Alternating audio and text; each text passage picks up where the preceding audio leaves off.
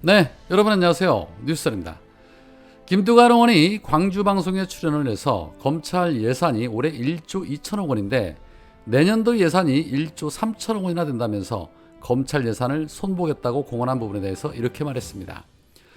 검찰 예산이 1조 3천억 원을 우리 국회에 제출을 했더라. 올해는 1조 2천억 원인데 1천억 원이 늘어났고 검수완박법이라고 일컬어지는 검찰에서 담당하는 6대 범죄 중에서 4개 범죄는 공수처, 국가수사본부, 경찰로 이관돼 있다. 그래서 인력이 많이, 기능과 역할이 많이 줄었음에도 불구하고 예산이 1천억 원이 늘어서 그 부분도 좀 손을 볼 예정이다. 또 법무행정에 숨어있는 2조 8천억 원 법무부 예산 중에도 검찰과 관련 있는 예산들이 숨어있는 것 같아서 면밀하게 살펴볼 생각이다. 이미 검수완박법이라는 걸 통해서 검찰의 기능과 역할이 많이 축소됨에도 불구하고 한동훈이 소위 시행령에 기초해서 다시 그 범죄 수사 기능을 지금 다시 검찰로 가져가려고 하는 것 때문에 지금 국회 입법권을 침해하는 것 때문에 저희들 국회 차원에서는 확실하게 검찰 예산을 손볼 예정이다 라고 말했습니다. 현재 국세청 직원이 2만 명 정도인데 내년도 예산이 1조 4천억 원 정도라고 합니다.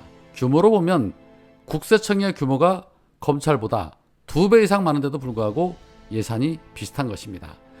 해서 김두관 의원은 과도한 예산이 사용되는 부분에 대해서 국회 예결위에서 면밀하게 살펴보겠다라는 말을 하고 있는 것입니다. 당연히 그래야죠.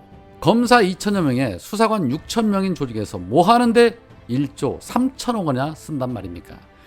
특히나 눈먼 돈이라고 불리는 특활비 같은 경우 아예 없애야 합니다. 검찰이 비밀리에 할 수사가 어디 있습니까? 특활비를 써야 할 이유가 어디 있습니까? 전부 삭감해야 합니다. 그리고 147억 원 특활비 반드시 공개해야죠. 조만간 윤석열이 이원석을 검찰총장으로 임명한다고 하는데 총장이 없다는 이유로 그동안 147억 원에 대한 항소심이 지연되고 있었습니다. 이제 총장 임명되면 더 이상 핑계거리가 없을 것이기 때문에 항소심에 대해서도 관심을 가지고 지켜봐야 할 것입니다. 자, 또한 김두관 의원은 한동훈 탄핵 등이 거론되고 있는 부분에 대해서도 이런 말을 했습니다. 우리나라에는 탄핵의 경험들이 많지 않기 때문에 탄핵에 대해서 많이 염려를 하고 역풍 이런 걸 우려하는데 실제 독일만 해도 사법부나 검찰 이런 쪽에 대해서 법령을 위반하면 얼마든지 탄핵을 한다. 우리 헌법 65조 1항에 국무위원들 탄핵할 수 있다.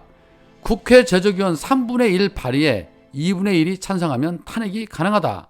그럼에도 불구하고 지난해 작년 윤석열 검찰총장을 탄핵 발의를 하자고 제가 제일 먼저 했는데 역풍을 우려해서 당에서 반대를 했다. 그러나 실제 역풍을 우려했지만 결국에는 정권을 내주지 않았느냐. 그래서 지금 한동훈 장관의 법률령에 의한 검찰 수사를 다시 본국으로 가져가겠다는 것은 이 안은 충분하게 탄핵 사유가 저는 된다라고 보고 있다.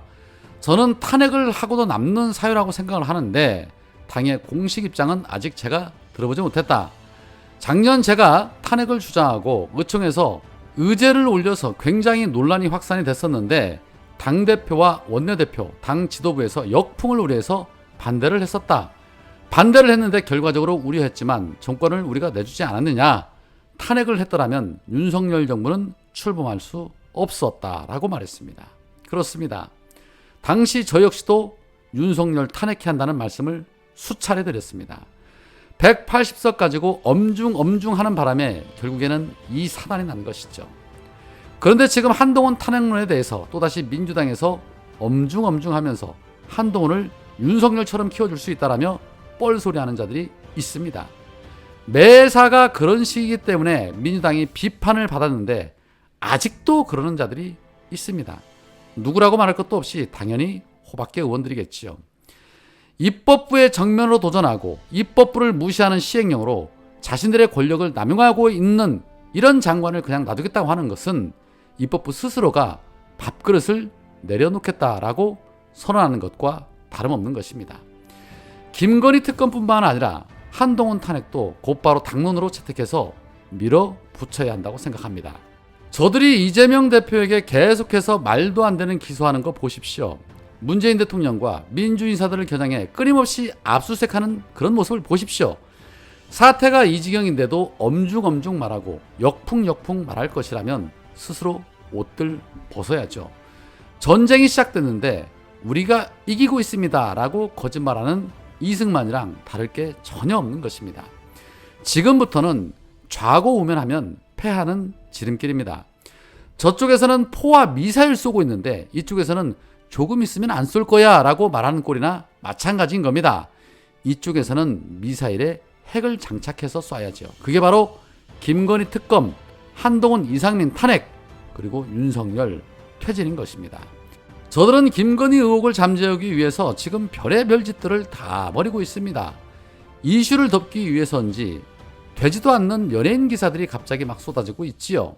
50대 여배우 불륜 스캔들이 터져나오지를 않나, 이름도 잘 알려지지 않은 배우의 우울증 약을 마약이라고 하지를 않나, 세간에 이슈를 끌기 위해 정말 난리도 아닙니다. 거기에 김건희는 줄리가 확실하다라고 주장하고 있는 안혜욱 전 회장을 기소까지 했습니다. 도대체 줄리가 아니라는 명백한 증거가 있어서 기소를 한 것인지 참 이해를 할 수가 없습니다. 국임당에서 안혜욱 회장과 방송인 김어준 씨 그리고 호텔 전 종업원 등 총 4명에 대해서 검찰에 고발을 했는데 서울 성북경찰서는 다른 사람에 대해서는 혐의가 인정되지 않는다라는 결론을 내렸고, 결론적으로 안혜욱 씨만 서울 북부지검에 송치했고 북부지검은 안혜욱 회장을 기소 처리했습니다. 줄리 의혹과 관련해서 정천수 대표 등 더 탐사 기자들도 기소 처리가 되었죠.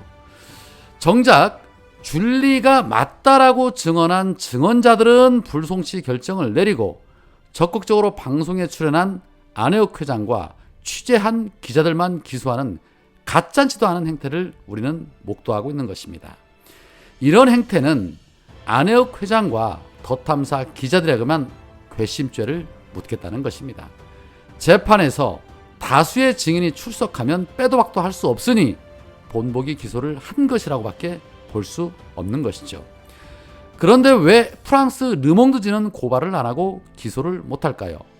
르몽드지에서 분명 콜걸이라고 기사를 보냈는데 말입니다. 어차피 기소가 됐으니 재판 과정에서 참 재미있는 일들이 많이 일어날 것입니다. 줄리가 아니라는 해명을 하기 위해 당사자인 김건희도 출석을 해야 할 것이고, 또 그 과정에서 대질신문 등도 이루어질 수 있겠지요. 재판을 비공개가 아닌 TV 중계를 통해서 보여주면 참 좋겠다는 생각이 듭니다. 그 부분이 좀 아쉽습니다.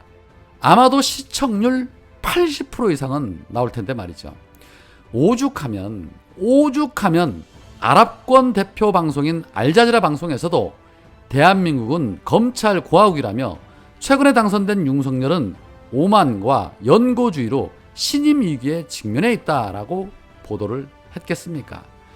해외 언론조차도 검찰 공화국이라고 표현을 했다는 데에서 대한민국의 민주주의는 이미 10년 이상 후퇴했다고 볼 수 있는 것입니다.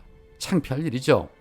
시민들의 피와 땀으로 이루어낸 이 민주주의가 검찰 공화국이라니 이거 말이나 됩니까? 원래대로 다시 바로 잡아야죠. 일개 검사들에게 농락당할 우리 국민들 아닙니다. 안 그렇습니까? 오늘은 여기까지입니다. 고맙습니다.